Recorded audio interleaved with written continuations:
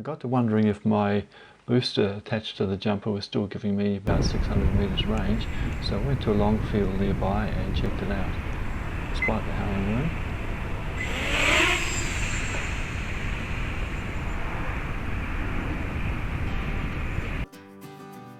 so I took it up and faced into the wind just to figure it was running at about 26 kilometres an hour at ground level, up to close to 40 kilometres an hour at 50 metres, so I tried to keep it reasonably low. So I pushed up into the wind. It was the bugs went well, not really a hassle for it. So I got out to the end of the field and turned around,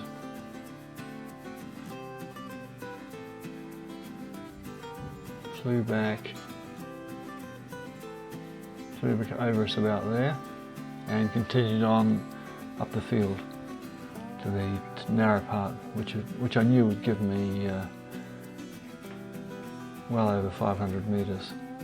So with the wind behind, it was moving along quite nicely.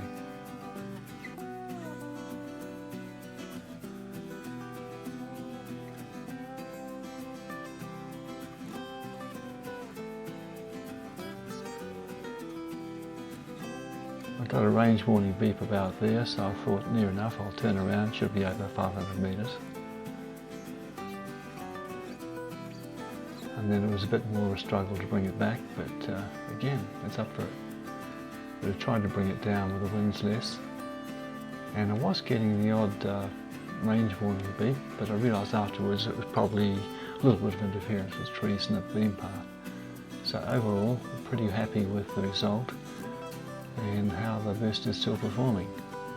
Because after a couple of crashes, which knocked off a wire for the battery, I thought it was time to have a good look at this bugs and give it a bit of a shakedown cruise, particularly before I go out over the sea, because I realise when I fly over the sea I only tend to go 100 metres, 150 metres. I don't exactly trust it.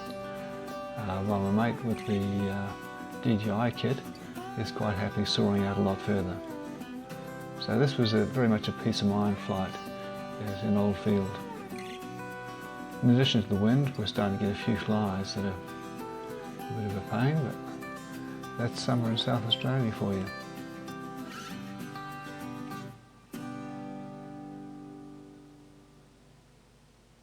So it wasn't a particularly long flight. I think the pushing against the wind was pretty hard on the battery, but still had plenty of warning of low battery, which I didn't heed because I was flying low and had the beeper on it, so I knew I could find it over an easy field.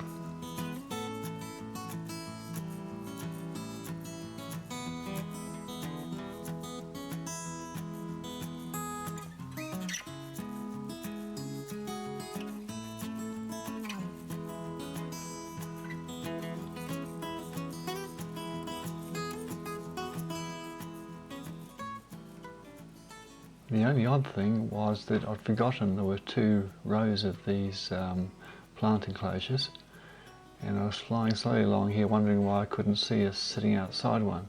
Of course the reason was because we were sitting on the next one over closer to the road. So again, a little reminder to always orientate yourself, swing back and get a good idea of exactly where you're sitting, or your takeoff point when you're flying manually.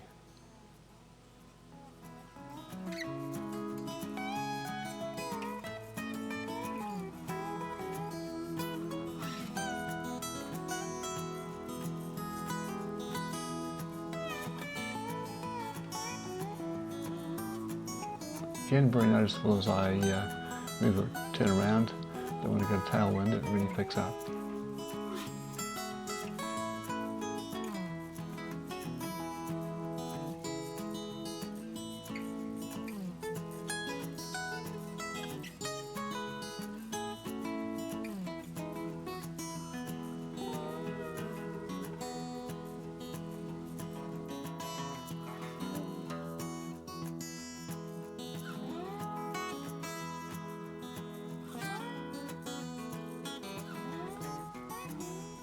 So all up, it went well, and I found out it was over 500 metres.